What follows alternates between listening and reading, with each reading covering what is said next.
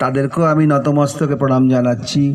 আপনাদের মূল্যবান সময় থেকে যেখানে সময় বার করে এনে এই অনুষ্ঠানটাকে সাফল্যমণ্ডিত করেছেন, তার জন্য আমি আপনাকে খালি ধন্যবাদ দিয়ে বা নমস্কার জানিয়ে ছোট করব না, আমি অন্তর থেকে জানাচ্ছি আপনাদেরকে প্রণাম। আপনারা ছাড়া এইভাবে এই সুন্দর অনুষ্ঠান কখনোই সম্ভব হতো না। জাস্ট কিছু বলতে হয়, আমার সৌভাগ্য যে আমি আপনাদের মাঝখানে আসতে পেরেছি।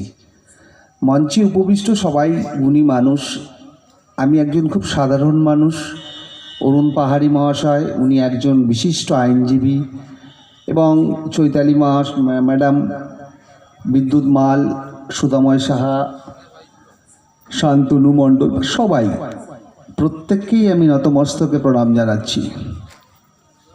রান্নায় লবণের মাত্রাটা যদি বেশি হয় তাহলেও খাবার খাওয়া যায় না, আবার লবণের মাত্রা কমও যদি হয় তবুও রান্নার খাবার খাওয়া যায় না। তাই দু চার কথা বলতে হবে, তাই আমি বলছি।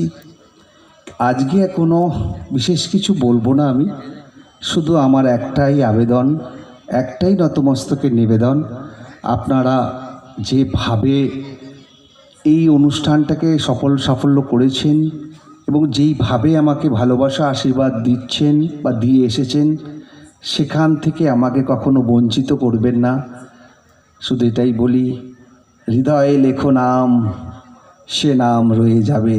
এই ক্ষুদ্র প্রার্থনা করেই আপনাদের কাছ থেকে আজকে আমি আর বক্তব্য বেশি দীর্ঘায়িত করতে চাইছি না। শুধু আপনাদের সাথে আমার অনেক দিন দেখা হওয়ার কথা বা কথা বলার কথা, সেটা হয়ে উঠছে না, তবে হবে খুব শীঘ্রই। জাস্ট এইটুকু বললাম। পুনরায় সকলকে নতমস্তকে প্রণাম, ধন্যবাদ জানাই। এই প্রতিষ্ঠানের কার্যকলাপ বাইরে সেটা অন্যদিন আলোচনা করব, কারণ সকাল থেকে আপনারা সকলেই ক্লান্ত। আর অলরেডি বোধহয় আগামী এই পরবর্তী অনুষ্ঠানের শিল্পী মহোদয় এসে গেছেন বা আসছেন, এরকম একটা দূরে। যাই হোক, তার মাঝখানে আমরা একটুখানি ব্রেক নিয়ে নিলাম, যেমন সিরিয়াল হতে হতে অ্যাড দেয় না, সেরকম একটা ব্রেক হয়ে গেল আর কি।